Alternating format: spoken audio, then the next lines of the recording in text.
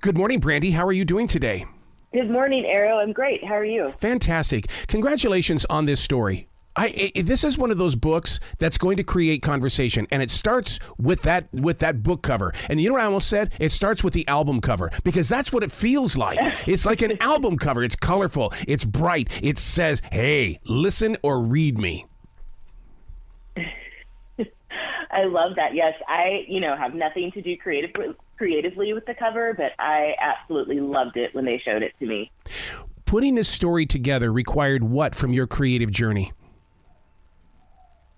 Oh, gosh, so much. I feel like I really grew as a writer with this book. I think part of it was being able to write from 3 different perspectives. And then I think another part of it was being able to write these historical fiction sections with Blossom Blackwood, the matriarch of the family. And so it was really cool and interesting to be able to do that research on the time periods that I was writing about and then incorporate that into the story itself. Now, did you go through any moments of where a personality change? Because when you write about a family, you've got to be able to identify each member's own version of the story and personality. Right. Yeah, definitely. I feel like I think especially when I was writing Blossom's story, because, it's so expansive. We see her move from a teenager in the 1940s, up through the rest of her life without giving too much away about the book. And I would really feel sometimes like I was in her world. I would sort of have to step out of it and get back to, 2021, 2022, all of that. And so that was really interesting. And then also being in the head of her great-granddaughters, Hollis and Ardith, who are the other 2 perspectives in the story. They're so different from each other and from her. So I really feel like I got to live out these different lives while I was writing the book. I wish I could have been there when you were doing the research for this, because, you really dug deep into this. And it's like, that's the kind of stuff that you'll carry with you forever. Absolutely, yes. And, I've always been interested in history and sort of the generations that came before me. Some of that because when I was growing up, I would watch old Nick at Night episodes of shows that were on, like way before my time. But they were really what I was interested in. And I just kind of wanted to know everything about that time period and how it was different from, how I was growing up. So I got really immersed in it. And you're not afraid to change your styles of writing, because, from nonfiction, YA fiction, there's so many different sides to your creative personality. Oh, thank you. Yeah, I think that's how we keep it interesting as writers. Yep. For me, I always want to challenge myself. Also, I feel like if I'm kind of doing the same thing every time, I don't feel like I'm growing as a writer, and that's really important to me to keep growing and improving my craft.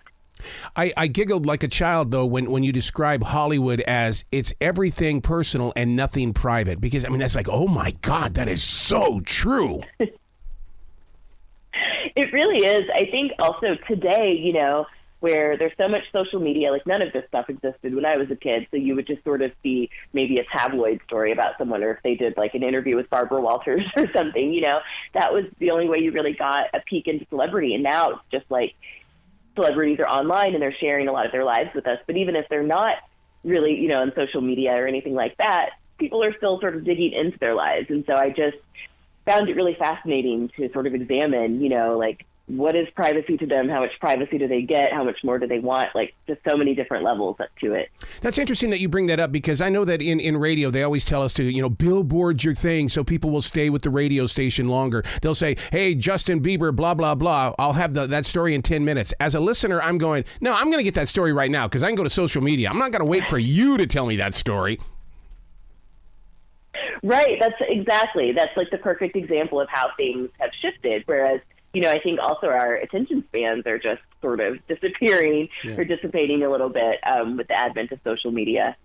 Speaking of that attention span, what is your magic or secret sauce to keep me on these pages? Because you're right. We sometimes I'll say, all right, I'm only in the mood for 2 pages, and I end up reading 10. And it's like, how did she do this to me? Right. Well, thank you. That's the biggest compliment ever for a writer. I always want to write the story that I would love to read. So I feel like, some days, of course, with writing are easier than others, right? Like some days it just seems to sort of flow out of you. You just have to make yourself stop. Other days it's like every word is just like a struggle to get on the page. But I always feel like, if I go back and read over it, if I'm invested in it, if I'm interested in these characters and I sort of want to know where it's going next, then I feel like that's a really good sign for my readers. And so I just always try to make sure that I'm still interested in the story, that I'm still excited by what I'm putting down on the page.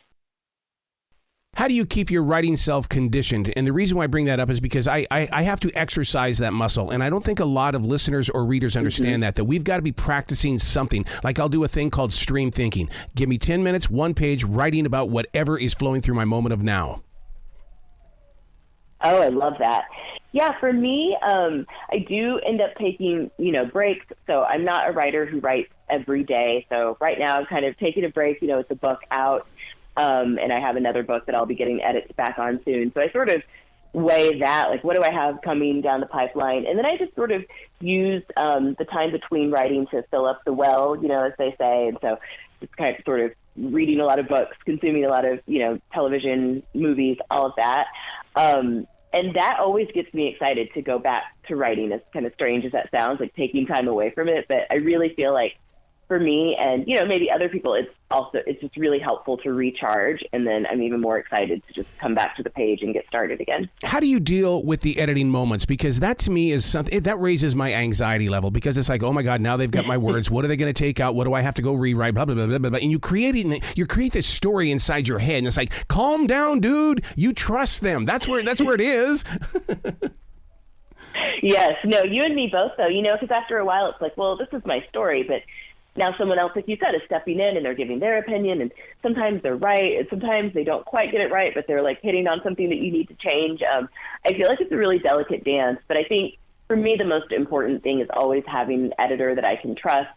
And so my editor, Jordan Brown at Bowser and Bray, an imprint of HarperCollins, is truly amazing, and he just really digs into the story with you. And by the end of this process, I think I might have even put it in my acknowledgments in the book that I felt like he cared about this family that I wrote about and that he knew them as well as I did. And so that's super important to me. And then that always makes me feel like I'm in safe hands. And I just feel like I can really just let go and write the story that needs to be written. I've always been that guy that loves, when something happens, I always believe that something had to happen beforehand. And people sometimes don't understand that side of my personality, but you do it so well. You celebrate the past to bring the future forward. And I love how you do that inside this book. Oh, thank you. Yeah, I think that's so important. I grew up not really loving history, like history class in school, because no offense to my old teachers, but it just wasn't really taught in a very interesting way. But once I realized, that I could sort of dig into history on my own and start researching stuff on my own and read it and process it in ways that really worked for me, that were interesting for me, I thought, well, I can do that myself, with my books. I can impart some of the things that really interest me, put them into my stories, and then, maybe other people will learn something new, but they learn it in a format that doesn't feel like you're being preached at. It's just a story, and then there happen to be some, actual historical facts in there too. Well, you put something out there that a lot of listeners and readers don't know. They always think that, famous people are always happy, they're upbeat, they're, okay, so they may trip and fall, they may not have a movie this time around. But you put something in there that there is some mental abuse that takes place, but a lot of people don't know that, because as an actor, we're very good at acting and hiding.